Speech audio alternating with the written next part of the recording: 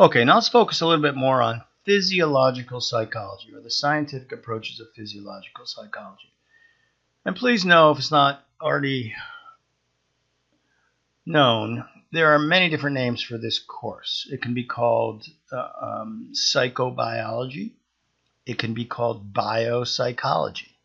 It can be called neuroscience. So there's a host of different names. The ultimate definition, if you will, is the merging of biological concepts with psychological concepts. So here at Palomar College, we happen to call it physiological psychology. Where I went to school at UC Santa Cruz, the undergraduate 200 level course was called psychobiology, and the upper level 300, 400 level course was called physiological psychology lab.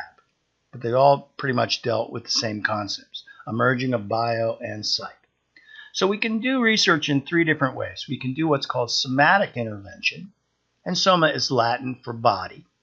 So somatic intervention means we do something to the body, we alter the body, and then we record behavioral changes. A good example is in the previous slide we talked about exposing someone to marijuana or cannabis and then measuring driving ability. So we're altering their body, if you will, by exposing them to a drug and measuring a behavioral change. That's called somatic intervention. The other thing we can do is kind of the inverse of that. We can do what's called behavioral intervention.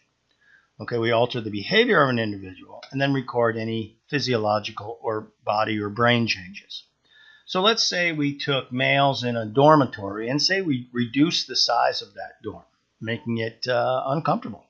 So if we reduce the size of male dormitory living, we then could measure circulating cortisol levels to see if their stress levels have increased. So here we're changing behavior and we're measuring some body function. That's called behavioral intervention. And finally, all studies, all scientific avenues have the value of correlation.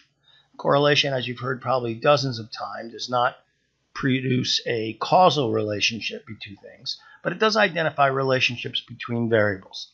For instance, you may want to start a research experiment for your research methods class that looks like the daily time students spend on their phone, and we can keep that generic, whether they're playing games or they're responding to social media or talking with their friends, and generally just call it daily time spent on phone and see how it affects their overall GPA. Okay? So, we don't know if there's a causal relationship between this and that. It could be people with a lower GPA just like to spend more time on their phones. So, we do have a relationship that we're trying to investigate, but we're not sure it's a causal relationship. So, three key scientific approaches in the field of physiological psychology: somatic intervention, behavioral intervention, and correlation.